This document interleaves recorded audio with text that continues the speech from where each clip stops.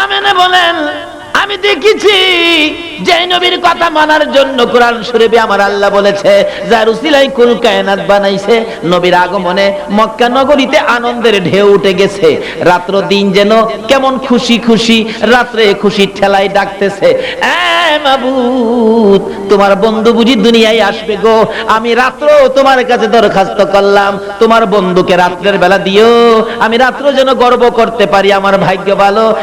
আখিরি নবী, সব যিনি যার উসিলায় সৃষ্টি হয়েছে সেই নবী রাত্রের বেলা দুনিয়াতে আসছে, আমি যেন গর্ব করতে পারি। দিনে কয় মাবুদ রাইতের কথা শুইনো না, হ্যাঁ কাইল্লা, হ্যাঁ কি আর কালা চিনেন না? আচ্ছা কালাও যদি নবীরে ভালোবাসা দেয় তাহলে আল্লাহর কাছে কালা কি বালা? আল্লাহর কাছে কালা কয় না বাঙালি? কালাও যদি নবীরে ভালোবাসে আল্লাহর কাছে কালাও বালা। আমার মহিলা কালা হইলে বিপদ, কি করো আসতে পেলাম না। আর হেরা তো ঘুমাই রইছে, অসুবিধা কি? মহিলা কালা হইলে,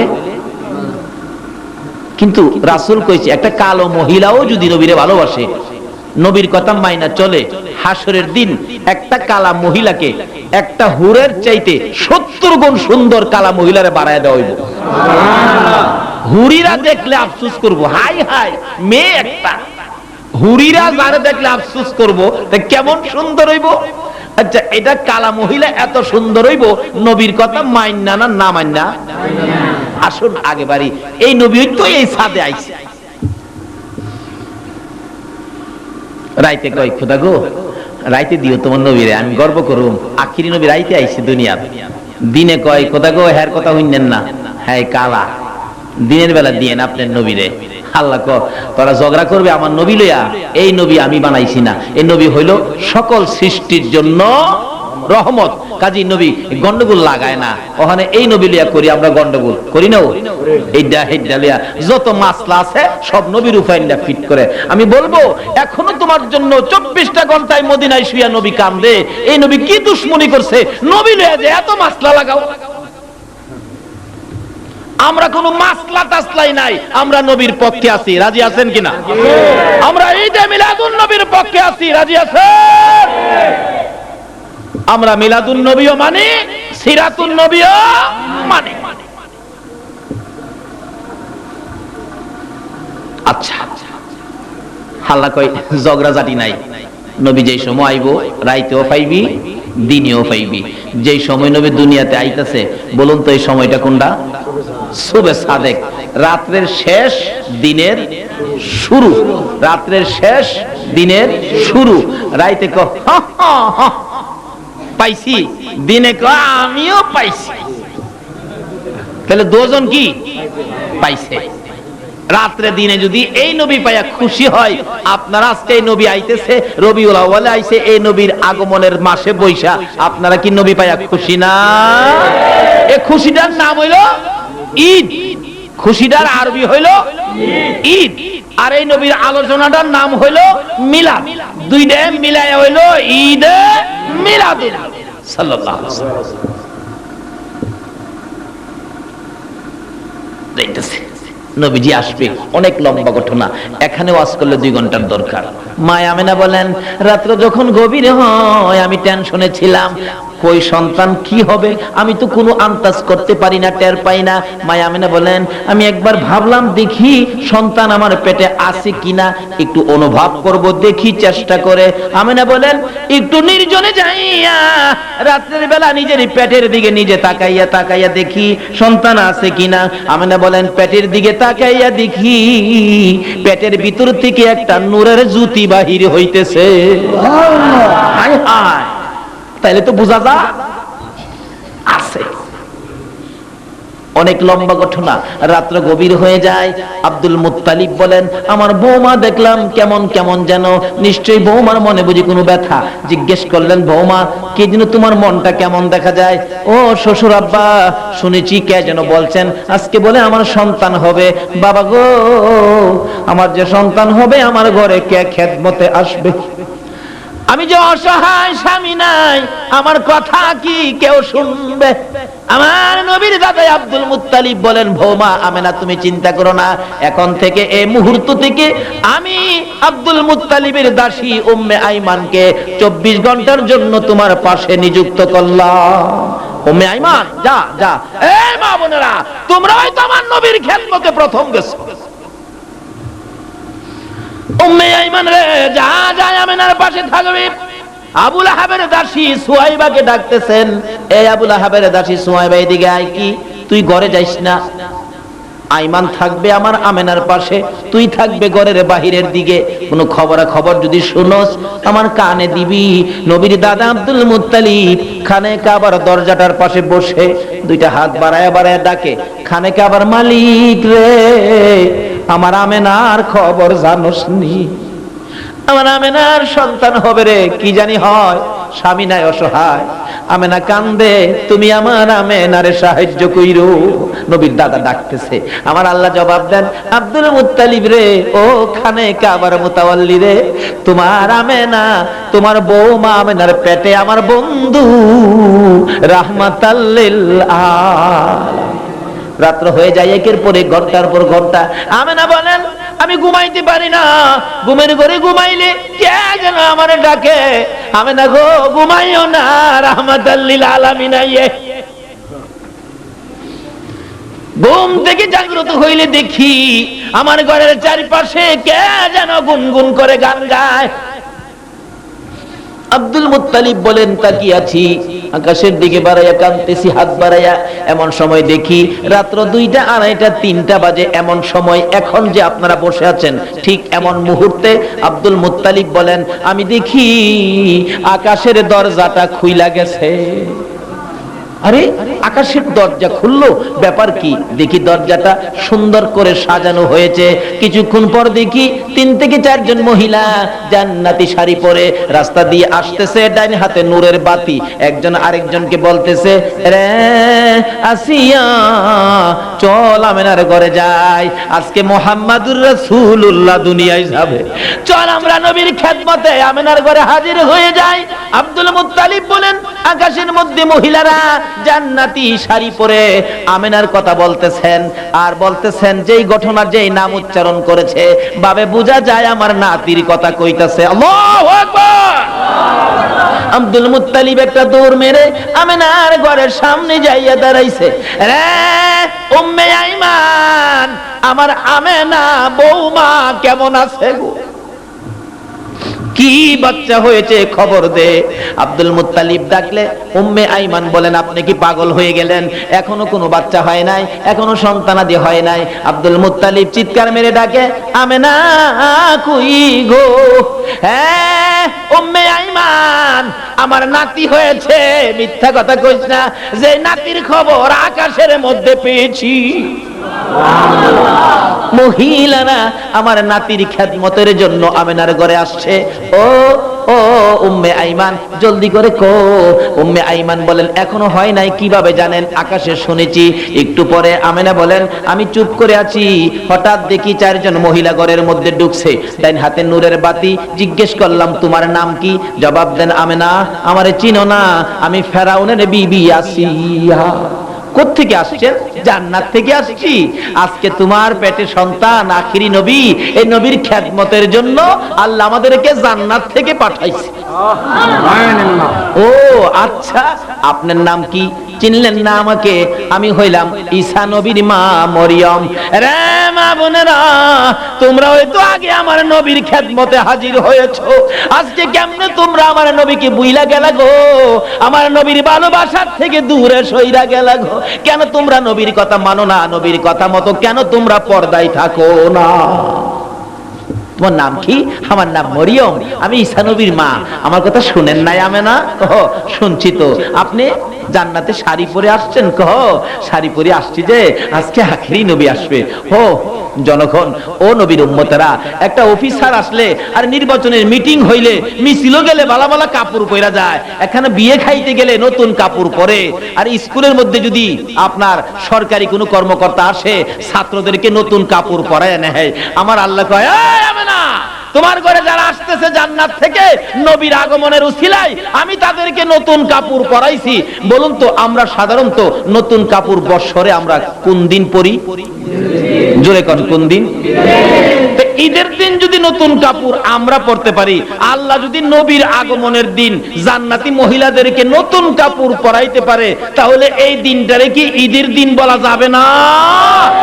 যারা ঈদের দিন হিসাবে মানে না, তারা আমার আল্লাহর কোরআন বুঝে না। কি কর? ঈদের দিন নিজের পোলারে নতুন কাপড় পরাইতারো, আর আল্লাহ যে নবীর আগমনে জান্নাত থেকে নতুন কাপড় পরাইয়া মহিলাদেরকে পাঠাইলো, এইটা দেখো না। এই দিনটাই হলো ঈদে মিলাদুন নবী সাল্লাল্লাহু আলাইহি ওয়াসাল্লাম। পরিচয় দিলেন। কিছুক্ষণ পর আমেনা কয়, আমি চুপ করে আছি, টেরও পাইলাম না। হঠাৎ দেখি একটা নূরের পুতুল, পূর্ণিমার চাঁদ, শুভে সাদেক মুহূর্তে দুনিয়ায় এসে সিজদায় পড়ে উম্মতি উম্মতি বলে রাসূল কাঁদছে। এই নবীর পক্ষে থাকা দরকার আছে কিনা কোন? দুনিয়ায় এসে সিজদায় পড়ে উম্মতের জন্য কান্দে, এটাই শেষ নয়। আমার নবীর জীবনী খুলুন। মা আয়েশা সিদ্দিকা রাদিয়াল্লাহু তাআলা আনহা বলেন, আমি একদিন নবীজিকে প্রশ্ন করেছিলাম, ইয়া রাসূলুল্লাহ, আপনি জীবনে কত জায়গায় মার খেয়েছেন, কোন দিনের মার আপনার কাছে বেশি কষ্ট লাগছে বলুন। আমার নবী আয়েশার দিকে মুখটা ফিরাইয়া দুইটা চোখের পানি জর্জর করে ছেড়ে ছেড়ে কান্দে, আয়েশা গো, তাইবের মায়ের কথা মনে হইলে আমার সহ্য হয় না। এমন মার তাইবের যুবকেরা মারছে রে আয়েশা, আমার একবার নয়, দুইবার নয়, তিনবার করে বেহুশ করেছে। জ্ঞানটা ফিরলে আমার টাইনা দাঁড় করায় হাঁটতে বলে, আমি হাঁটতে পারি না, তারপরও আমারে পাথর মারে। আমি কতবার অনুরোধ করেছি রক্ত মাখা শরীর লইয়া, রে তাইবের যুবকেরা আমারে আর মারিস না রে, আমার মা নাই, বাবা নাই। তারপরও আমারে মারতে মারতে তিনবার করে বেহুশ করেছে রে আয়েশা। অবশেষে আমার জ্ঞান ফিরে না। ওই মায়ের কথা মনে হইলে আমি নবী কষ্ট পাই, সহ্য করতে পারি না। আর পরেও আমার নবী আবার একটা চিৎকার মারছে, রে আয়েশা, তাইবের মায়ের কথাও ভুলা যায় রে, না জানি আমার গুনাহগার উম্মত জাহান্নামে যায়। তাইবের মায়ের চাইতে বেশি কষ্ট লাগে আমার গুনাহগার উম্মত নিয়ে জাহান্নামে যায়। বলুন এই নবীর পক্ষে থাকা দরকার আছে কিনা? আসি গেলেন নবী দুনিয়ায়, সিজদায় পড়ে কান্দে, 63 বছর জিন্দেগি কাঁদছে, এখনো মদিনায় শুয়ে শুয়ে কান্দে। ডাকতেছে, আয়েশা, আয়েশা গো, আমার দুঃখ মনে করে দিছো। মা আমেনা বলেন, আমার শিশু সন্তান দেখি সিজদায় পড়ে কাঁদতেছে। এমনি সময় কোলে নিতে চাইলাম, কে যেন বাধা দিল। দেখলাম কে সাদা পোশাক পরে সাদা রুমালের মধ্যে করে আমার শিশু সন্তানকে নিয়ে যাইতেছে। আব্দুল মুত্তালিব ডাকে, আমেনা গো, দরজা খুলে দে, আমার নাতির আমি আদর করব। নাতি জীবনে কোনোদিন বাবার কোলে উঠতে পারবি না, আমি দাদা হয়ে আদর করব। কে যেন ঘরের ভিতর থেকে বলতেছেন, আব্দুল মুত্তালিব একদিন পরে আইসো। কেন? যেই নবী দুনিয়াতে আসছে, রহমতের ফেরেশতারা নবী দেখতে আইছে। চারদিক ফেরেশতাদের ভিড়। একদিন পরে আইসো, না এখন দেখবো। 2 দিন পরে আইসো, না এখন দেখবো। রে আব্দুল মুত্তালিব, 3 দিনের মধ্যে তোমার নাতি দেখার সময় হবে না। কুল মাখলুকাত, কুল কায়নাত আমার আপনার নবীকে দেখতেছে। আমেনা বলেন, আমি যখন আমার শিশু নবী কুলে নিয়ে বসলাম, দেখি চারদিকে মায়ের কোলে আসলো মোদের দয়াল নবী এই দরাতে, আরে অন্ধকার আর বর্বরতা দূর করিতে, আরে রহমতের দুয়ার খোদা দিলেন খুলে, তোরা দেখে যা আমিনা মায়ের কোলে, তোরা দেখে যা আমিনা মায়ের কোলে। এলো আল্লাহর হাবিব 12 রবিউলে, এলো আল্লাহর হাবিব 12 রবিউলে, তোরা দেখে যা আমিনা মায়ের কোলে, তোরা দেখে যা আমিনা মায়ের কোলে। মায়া আমিনা কই এই যে মজার ঘটনা, আমি তো আশ্চর্য। যাই হোক, লম্বা ঘটনা। এই নবী দুনিয়াতে রবিউল আউয়ালের 12 তারিখ আগমন করেছেন, সোমবার দিন সকালবেলা। খবর হয়ে গেল একের পর এক। আব্দুল মুত্তালিবের কাছে খবর গেছে, আবু লাহাবের কাছে খবর গেছে, এলাকায় ঘরে ঘরে খবর পৌঁছতেছে। নবী দুনিয়াতে আসার পর আবু লাহাবের কাছে খবর পৌঁছলে আবু লাহাব খবরটা পাই তার বান্দিরে বলতেছে, দাসীরে বলতেছে, সুহাইবা আমার ভাতিজা হইছে, খুব সুন্দর, যা খুশির খবরটা আমারে দিলে। খুশির খবর। আবু লাহাব ঈদে মিলাদুন নবী পালন করে, আজকে নবীর উম্মত হইয়া করে না। এই আঙ্গুলটা ইশারা করে বলছিলেন, যা বাতিজার খবরটা দিলে তোরে অনেক টাকা দিয়া খরিদ করে আনছিলাম, তোর প্রতি দাবি নাই, বাতিজার খবরে তোরে আমি মুক্ত করে দিলাম, যা। আল্লাহ কয়, আবু লাহাব রে, আমার বন্ধুর খবরে খুশি হইয়া বান্দি আজাদ করে দিলি। কাটটা কাফের, কাফের আবু লাহাব, যাকে কাফের না বললেও ঈমান নষ্ট হয়। এই ব্যক্তি মৃত্যুর পরে কবরে আযাব তুলছে। নবীর চাচা হযরত আব্বাস বলেন, আমি একদিন স্বপ্নে দেখি আবু লাহাবকে। জিগাইলাম, আবু লাহাব কেমন আছো তুমি? আবু লাহাব কয়, ভাই জবর বিপদে আছি, বিরাট বিপদে, বাতিজার পক্ষে না গিয়া একবারে বিপদে, সারা সপ্তাহ জাহান্নামের আগুনে জ্বলি। কিন্তু সোমবার দিন সকাল থেকে সন্ধ্যা পর্যন্ত আমার বাতিজার আগমনে যে আঙ্গুল ইশারা করে বান্দি আজাদ করছিলাম, সারা দিন সোমবারে আমার কবরের আযাব বন্ধ থাকে, এই আঙ্গুলের মধ্যে শরবতের নহর জারি থাকে। একটা কাটটা কাফের আবু লাহাব যদি নবীর আগমনে ঈদে মিলাদুন নবী পালন করার কারণে সোমবারে কবরের আযাব বন্ধ হয়ে শরবতের নহর আঙ্গুলে দেয়, বলুন তো আমরা নবীর উম্মত মুসলমান হয়ে, নবীর আশিক হয়ে, নবীর মহব্বতে ঈদে মিলাদুন নবী পালন করলে এর চেয়ে বেশি পুরস্কার আমার আল্লাহ দিতে পারবে কিনা? আমরা সে নবীর পক্ষে থাকবো, রাজি আছেন? এবার শিশু নবী আমিনার কুলে, এই নবীর পক্ষে থাকলে কি পাবেন দেখেন, আমিনার কুলে। কিন্তু আরবের প্রচলন ছিল, কোন ভদ্র পরিবারের সন্তান হইলে নিজেরা লালন পালন করলে এটা ভদ্রতার খেলাফ, ইজ্জতের হানি হয়। এই জন্য দূর দূরাপির থেকে, গ্রাম থেকে লোকজন আসলে তখন এই লোকদেরকে দিয়ে দেয়, 2 বছর 3 বছর লালন পালন করলে এর বিনিময়ে কিছু দেয়। কিন্তু নবীকে নেওয়ার জন্য অনেক লোকজন আসে, আয়সাই ডাক দেয়, কারো সন্তানাদি আছে? আমেনা কয় আছে। তার বাবারে পাঠাও। তার বাবা নাই। ও এতিম, এতিম নিব না, এতিম নিব না। ঘুমাই রয়েছেন আপনারা? এতিমের কথা শুনলে কি কয়? এতিম। আচ্ছা, যারা এতিম নিব লাভ হইব না লস হইব? এতিম নিয়েছিলেন কে বলুন তো? হালিমা। মেয়ে না পুরুষ? মহিলার ভাগ্যটাই তো ভালো। আল্লাহ কয়, জিবরাইল আমার বন্ধুরে মনে হালিমাই নিব। হালিমার বাড়ি কই? বাড়ি কই? ঘুমাই দিছে। বাড়ি বলে সোনারো ঘাট। কি কইল? বাড়ি সোনারো ঘাট কইল। হালিমার বাড়ি কই? সুদূর তায়েব দেশে। বাড়ি কই? তায়েব তো মরুভূমি, বালু পাথর, ফসল আদি হয় না। আল্লাহ কয়, জিবরাইল আমার হাবিব যেই জায়গায় যাবে, এই জায়গায় ফসল না হলে আমার হাবিবের কষ্ট হবে। আমার হাবিব তায়েবে যাওয়ার আগে 70 মাইল পর্যন্ত তোর পাখাটা নিচে দাবায়া দিয়া সব পাথর সরায়া ফেলায়া সমুদ্র থেকে নিচের পলি মাটি আইনা এই গর্তটা ভরপুর করে দেয়। নবীজি যাওয়ার আগে 70 মাইল এলাকা জুড়ে তায়েবের জমিনকে উর্বরা মাটি দিয়া সুন্দর করে দিলেন। নবী যাওয়ার আগে যেই বরকতের মাটি জিবরাইল আইনা আল্লাহর হুকুমে দিয়েছে, কিতাব বলেন সমস্ত পৃথিবীতে যদি কিয়ামত পর্যন্ত একদিন একটা বৃষ্টির ফোঁটা না পড়ে সমস্ত পৃথিবীর গাছগাছরা ফসলাদি পুইরা সাফ হয়ে যাবে, কিন্তু তায়েবের জমিনের ফসল পুরবে না। বরকতটা হলো নবী মুহাম্মদুর রাসূল। এই কিসিমের বরকত পাইলাম যে নবীর উসিলায়। আজকে সে নবীর কথা মানার জন্য আমার আল্লাহ বলেছে, বলুন এই নবীর কথা মানলে লাভ হবে না লস হবে? আসুন না, নবীরে নেন না।